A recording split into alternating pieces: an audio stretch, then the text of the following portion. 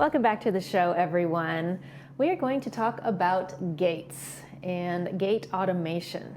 Might not sound too important, but I think after hearing the viewpoints of our GRF members, Allison Bach, President, and Egon Garthofner, Secretary of the Board, you're going to tell us all about your ideas and plans for the future. Welcome, you two. Oh, thank you, Good Brady. morning. Nice to be here. Nice to be here with Nice you. to see you again. I love this topic. I think it's a fantastic one. Well, it certainly affects everyone, Absolutely. and especially in our community that is so busy. On a rolling year basis, going back a year, we've had over 10 million accesses through our gates into our community. And we're actually just as busy as John Wayne Airport. Is that Isn't that, right? isn't that Wow. amazing? When you break it down like that, it really Right. makes a lot of sense, Right. doesn't it? Exactly. I feel someday like I'm responsible for at least 25 of those gate accesses per day as I go in and out. But they count everything. Not only residents coming in, but guests, work people, staff, and so on. So that's a lot of people in and out of those gates that are not fully automated, hence the program. Okay, well, let's dive into that. Yeah. Egon, what do you have for me? We'd like to go into the history a little bit of Laguna Woods. Actually, more correctly, Leisure World didn't have any gates when they were first formed. None at all. None at all. Free access. And it appears that gates appeared around the year 2000, give or take. And what happened there was they had planned to automate them at that time, and those plans fell through. So they opted for having attendants at the gates instead. And that's where that began. Then all we had is we had stickers in the cars on the windshield, and people would wave them through. Mm-hmm. And so we went to this RFID system with the gate arms and everything. Mm-hmm. We did that starting in about 2019. Okay. We have an interesting map of the gates. There they are, circled in red. Okay. How many gates do we have? Well, we have 12 gates that access the community, and then we have two that one that goes into golf, and the other one goes into Clubhouse 7. That's not attended. The one in golf is attended. The one in golf is not going to be affected by our program, we think, ever, because it's always going to have that one-off where people have to be checked into if they're guests of golfers. Sure. Or so. We also have one gate, gate 4, that is exit only. Yes. Which is kind of peculiar. It's down there on the lower right-hand side of the map. You can see that a lot of the gates are paired off El Toro, 1 and 5, and then farther down we have another pair of 10 and 14, Egon, over there. So yes, access is very important, not only for members coming in and out and for work people, but also emergency services, fire and emergency. So yes, these gates are extremely important. People want to get in and they want to get out. They want to get in safely. They also want to know who's coming in. Right. Hence the automation idea. So with the new gates and the automations in the gates, is it going to be a type of sticker where you put it on the front of the car, where there's a sensor that reads the sticker? Let me go into that. Please. So where we are right now, we have RFID stickers on the headlights of the cars, and they automatically will activate the arm to come up. With this new system, we're not going to change anything for the members. Okay, visitors will be given a code by their friends, the members, so that they can enter, or if you have a maid or something, you can give that code to them and they can enter. That way, visitors won't have to call all the time. They will be given a permanent code. I have, for example, a code for an in-law in Rancho Santa Margarita, so we see them maybe Thanksgiving and Christmas. I don't have to call anybody and say, please open up for me. I just go there, punch in my gate, and it's good for however long the person keeps that. So nothing, for the members, nothing will change. You won't be confronted by any new technology. What we want to do is we want to continue to keep the community secure, but we need to make some savings. When we put the original automated system in, we didn't get any savings at all. Right now, it's costing us over $2 million a year to run the gates, and we want to cut that way back. That's a very significant amount of Yeah. the budget. I was going to say, Yes, what will it it cut is. it back to? Do you know? Yeah, Well, we don't know yet because this is we're going to do planned. a step at a time, right? Yeah, exactly. And it's a plan that's still in development. We're doing the research, and eventually it'll move on to other stages of development, including writing up an RFP based on the design, putting that out for bids, and then selecting the best one, the usual process for procurement. And so that's way down the line. But right now, we're getting the idea out that this is a project that's very worth doing. It will save a lot of money. It will pencil back its benefits very quickly. And it will improve the experience our members have. They won't have to call or go online to gate access and say, oh, I'm having some company come, or somebody's delivering a sofa for me, and I think his name is John. And anyway, it's kind of an awkward system right now to get visitors clocked in. This way, people just need to give their code to their visitors, and the visitors will enter it and gain access to the community. It can be much faster. And I think it'll be much more efficient and At the gates. give people, the residents, peace of mind, because I can tell you, I've had one resident leave about 8 voicemails on my desk phone here at the Really? studio, asking me to let her son through the gate. How are you supposed to do that? Well, clearly it was a wrong number. Yeah. So I think it'll simplify the lives of the residents too, Yes, this whole new automation system. yes, it will. Now, if you take a look at those, we have a gates right now at the Equestrian Center. This is just a gate that you drive up to and it opens. We also have a gate at the Garden Center, and the way that one works is between 2 poles that you see there. There's a car going through there right now. There's a place where you can swipe your member card and the gate opens for you. That's a swing gate. The equestrian gate is a pull apart. And the other one they're showing is gate 14, just to show you a regular gate. Everything that's there in that gate stays. Nothing gets taken away. Okay? So people will not be unfamiliar with anything that they see. So what you're saying, Egon, is that the rest of the gates, the new proposed gates, will be much like these are. They will have on the backside, if you go back to the other picture that we had, that's an aerial view of gate 9.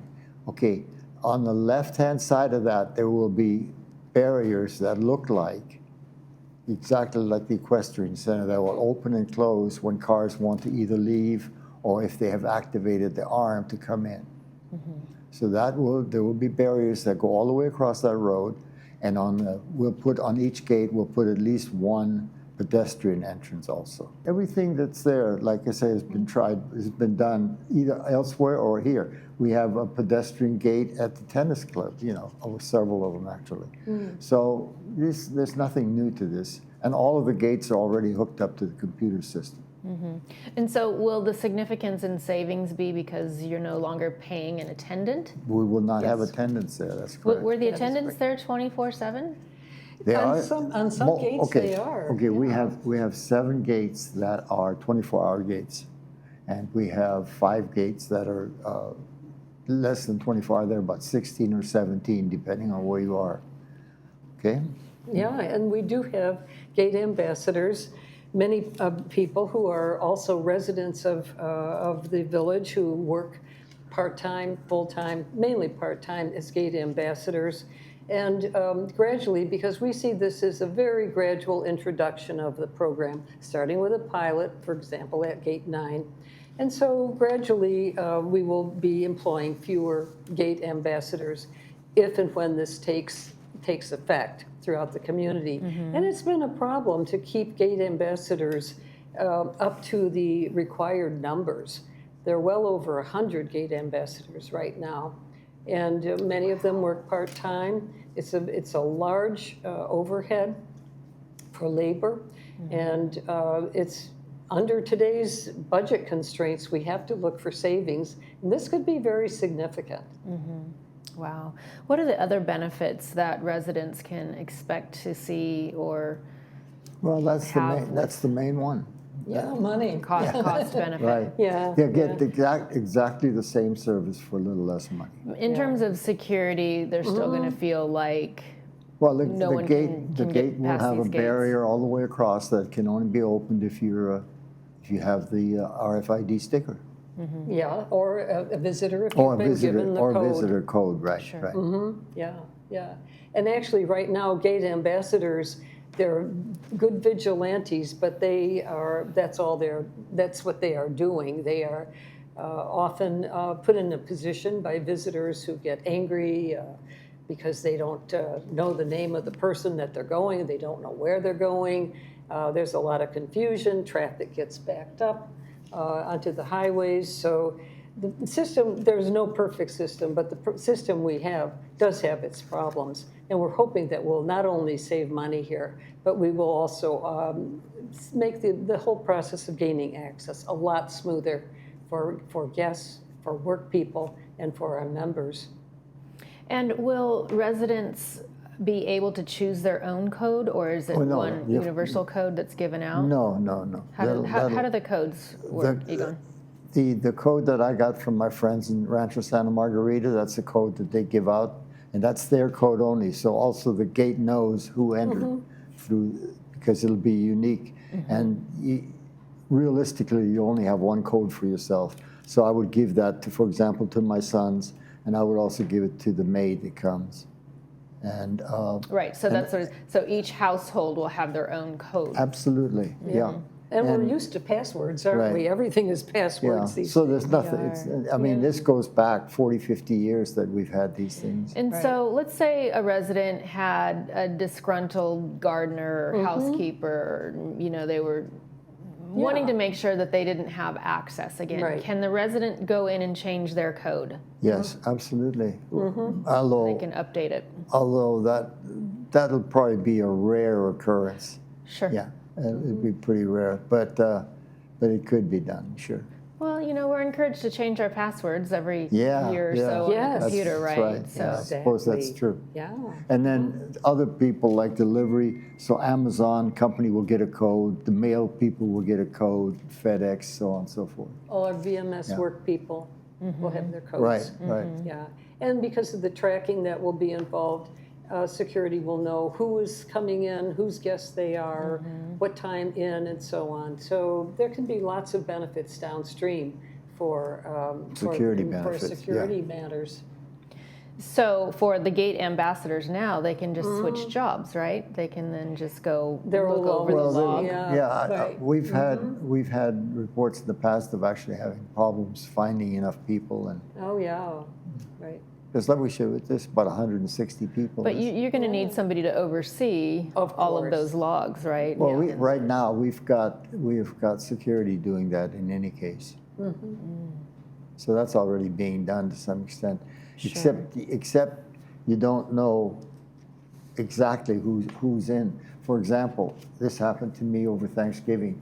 I left and I came back on Friday, and Friday evening, lo and behold, somebody was parked in my underground parking space.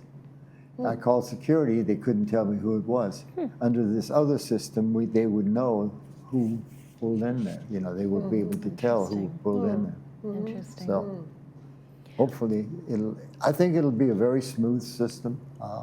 Nothing much will change except that we'll save some money. And this is all the board meetings we had, they always degenerate to you're spending too much. And Yeah. so now we're going to try to fix some of that. One of the things that we're going to do is this. The projects will have a very short payout. For example, we pay $175,000 a year, plus a little bit more for overhead, to run a single 24-hour gate. So if we can automate that for less than $174,000, we're done. We've got a less than 1 year payout, which is a very good Absolutely. return. Yeah, really pretty amazing. Well, I know you're in the preliminary stages, Yes, but right. once you get all of the approvals, everybody's on board, what's the timeline? Oh, gosh. Well, we would hope to have our first gate piloted in 2026. And that's, of course, just around the corner here. See how it goes. We'll have many moons ahead of time to get the design done, to get an RFP, request for proposal written, put it out for bid, get back the bidders, select one, do the contract. You know, it's a step-by-step process. Sure. But maybe we'll see the first ones in 2026. See how it goes, make adjustments, and then roll out. Will you be proposing any types of design, like ornamental gates, or will they just be basic? I think they'll probably look a lot like the ones that we see at the Equestrian Center, just vertical slats. I've looked at some of the gates around here. For example, there's a district Vista Firenze, which is right next to Nellie Gale. It's on the corner of Nellie Gale. They have a little logo on the gate, but they just have vertical thing with a little logo on the gates. And, you know, I think we'll make it attractive, but I don't think we're going to make it, we're not going to make it Hollywood. Oh, come on. You're not going to have it like closed with the leaf, like meeting. I saw. Get the outline of the leaf and the inside of the leaf, That's and a they good line idea. up. There we go. Yeah. Well, this is an exciting project for us. It's one of those long-term projects that will benefit everybody, because everybody in the community uses the gates many times a day. All of their visitors and guests use the gates. The whole process has become, as we started the program talking about, over 10 million people, 10 million access points over the last year. It's got to be automated. It's got to be made better. Yeah, it is, isn't it? Yeah. To think that we're as busy as John Wayne Airport. Isn't that crazy? So what is the maintenance on an electric gate? Well, that won't change. It'll be about the same. It's not that bad. I think we spent less than about $40,000 on maintenance so far this year, mainly on call-outs from the company to do adjustments or something like that. Yeah. And once in a while, we've had a situation where people run into a gate barrier, and that causes a little bit of expense, but it's not too bad. So you're going to be using powder-coated steel gates, right? Yes. So no painting is involved. They'll be black. Low maintenance. Yeah. Yep. Yep. All in the design, which is still underway. Right. Yep. Well, very exciting. So talk to me about the path ahead. Yes, the path ahead, of course, is going to involve community input at every step of the way. Through our committee process and through as much communication as we can do in writing on this show and other communication media outreach. First of all, the research that's underway to find the best kinds of designs, and then specifically the design for our community. Integrating what we already have with what we want to add to improve the situation for access. That's very important. We're not going to be tearing up the landscape, and we're not going to be tearing up parts of the gate system that are already working for us and that we've invested in. So after design has been set, we'll develop a request for proposal, and our proposal department will put that out to known quality contractors, get back the bids, compare those bids, select the right one. And again, every step of the way, we'll want input from the community to say, how are we doing? How's it going? This is what it's going to cost, et cetera. This is the timeline, very important. We want to make sure that the community is stepped into this gradually so that people are not inconvenienced. And of course, some areas have only one gate access. So we have to be sure that when that gate is being automated, that it's done very quickly and very efficiently and safely at the same time. So that's kind of the path ahead. So Allison, what happens with the building where the gate attendants? We're going to leave it there. You're not going to take it down? No, No, we won't take it The down. little guardhouses at each gate, yes, yes, they'll remain. So they'll remain. Yes. First of all, it would be an unnecessary expense. I imagine sometime 30, 40 years from now, they might want to take it down. Yeah. Either that or they'd have to refurbish it to make it look good. But we have no plans. Nothing is going to change. You're going to still see the arm. We're going to meter people in so only one person at a time can go through, so that we know that everybody that's coming in is allowed to come in. We won't have the situation where, because of the arms, where two people can sneak in at once or something like that. So we've thought about all of those details. Did you think about maybe putting a barista in those? A what? A barista in the gate so everyone can get their That's coffee good. coming in. Yeah. Oh, yeah. revenue source, I like your thinking. There you go, Yeah, there that's you great. go. Well, if you have anything going on for 26 Oh, my that you goodness. can share with us, quickly. Well, we've got the big broadband project, and that Yes. has impacted a lot of our other spending. And we're going to be spending a larger amount than we have in any year ever, I think, in 26, and that's going to keep everybody on their toes, and it's going to be a lot of projects that we have to keep in line and Yes. not overspend. Yes, yeah, we have that. We of course have the normal maintenance and construction that goes on, things that wear out or have to be replaced, and we're going for necessities only over the next year. No frills, no nice to have, but not necessary. Strictly basic, strictly repair and replace as needed, as well as do the big broadband fiber optic project. And those, some of those initial test areas will soon be coming online within the next month or so.